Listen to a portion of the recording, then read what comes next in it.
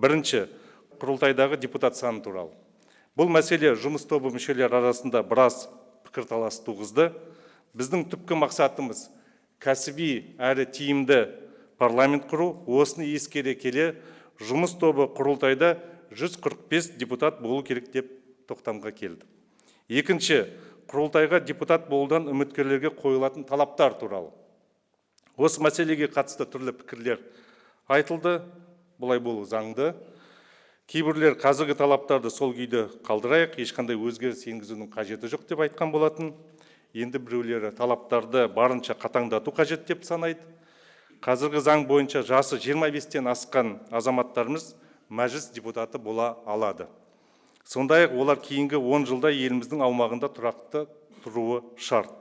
Ең бастысы, елге қызмет етем деген азаматтардың халық қалаулысы атануға мүмкіндігі болу қажет.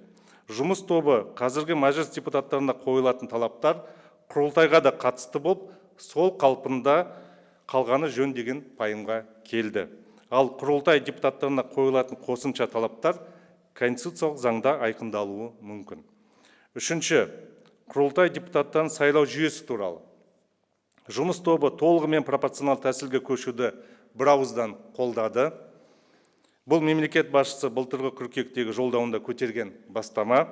Сол кезде президент, егер бір палаталы парламент құру қажет деген ортақ шешімге келсек, ондай парламентті тек қана партиялық тізім бойынша сайлаған жөн деп санаймын. Бұл әлемде кеңінен таралған парламенттік рәсім деген болатын. Пропорционалды сайлау жүйесі партиялардың кадрлық саясатын дамытып, институционалдық рөлін арттыра түседі. Саяси күштердің қоғам алдындағы жауапкершілігінде күшейтеді.